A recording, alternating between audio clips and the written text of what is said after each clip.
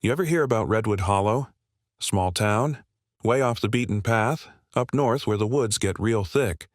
Quiet place, the kind of town where everyone knows everyone, where gossip travels faster than the river. Looks safe, postcard perfect.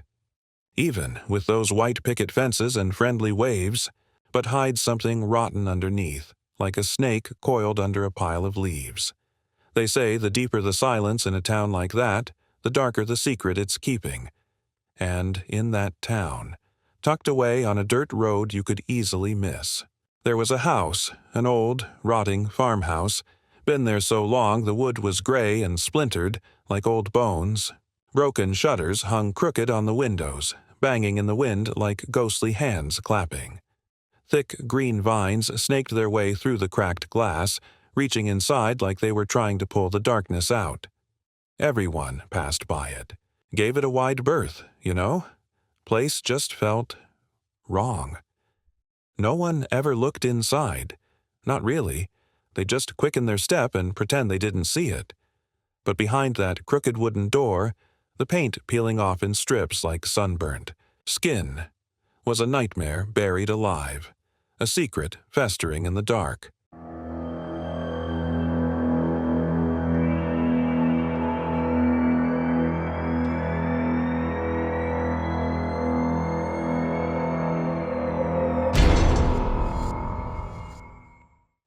Her name was Lily Mathers, 17 years old.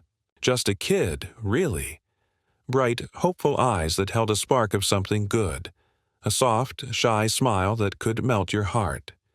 She always wore her mom's old denim jacket. It was faded and worn, a little too big for her, but she wore it all the time, even in the sticky summer heat. Said it made her feel protected, like a shield against the world. Safe. Funny thing is, she was never safe. Not in that house with its secrets and shadows. Not with him. Her father was Harold Mathers. People around town called him a lonely man. Kept to himself after his wife passed. A quiet man. Barely a whisper when he spoke. Retired electrician. Spent most of his time down in the basement of that old farmhouse. Said he was building something. A hobby, he'd tell the few folks who asked. A wine cellar, he'd say with a tight little smile, keeping the good stuff cool. That's what he told everyone who bothered to wonder. But what he really built, down there in the damp, dark earth, was a prison. It started on a Thursday, October 12th, 1996, a day that should have been ordinary but became the doorway to hell. Lily told her best friend, whispering it like a secret, that she wanted to leave Redwood Hollow. Vanish. Get as far away as she could. Said she couldn't take the walls anymore, that they were closing in on her. Nobody asked her what she meant by that. They probably just figured it was teenage angst, that small-town feeling of being trapped. That night, Lily Mathers disappeared. Gone. Just like that. Like she'd been swallowed by the shadows of that old farmhouse. The police did a half-hearted search, looked in the woods around town, found her backpack behind the school near the edge of the forest. Inside, tucked between a crumpled algebra paper and a worn copy of To Kill a Mockingbird, was a page torn from her journal. The last entry. It read in shaky handwriting. He said, I belong to him now. He said the world outside is poison, full of bad people. He built me a new home, under the house. I'm so scared. Most people in Redwood Hollow figured she just ran away. Small town, kids do that. Some whispered darker rumors, said she joined a cult that was supposed to be hiding out in the hills. The town, as small towns do, eventually moved on. Swept her disappearance under the rug of everyday life. But not everyone forgot. Not really. A shadow of sadness always hung over the Mathers place. 20 years later. Almost to the day. A woman showed up at the Redwood Hollow Hospital, walked right through the automatic doors, didn't say a word at first. Pale. So pale she looked like she hadn't seen the sun in years. which she hadn't. Thin, gaunt even. Eyes sunken deep in their sockets, ringed with dark shadows like she hadn't slept a decent night in a decade. She walked barefoot, her feet calloused and dirty, wearing the same faded denim jacket from all the old photos they'd shown on the news way back when, the same one Lily wore the day she vanished. It was ripped in places, held together by threads. She finally spoke, her voice raspy and weak, like it hadn't been used in a long time. She said just one word, a plea. Help. Her name was Lily Mathers. Grown woman now, but still carrying the ghost of that 17-year-old girl. She hadn't felt the warmth of the sun on her skin in 2 decades. They raided the Mathers farmhouse that same night. The local police, the state troopers, they all descended on that creepy old place. What they found, nobody was ready for it. Not even the most seasoned cops. Under the loose floorboards in the basement, hidden beneath a stained rug, was a trap door. You'd never know it was there unless you were looking for it. Behind it, a narrow, rickety wooden staircase that led down into darkness. A staircase that led to hell, hidden right under their feet all those years. The room at the bottom was silent. Heavy, suffocating silence. No windows, no light, just thick, damp concrete walls. The air was stale and smelled of mildew and something else.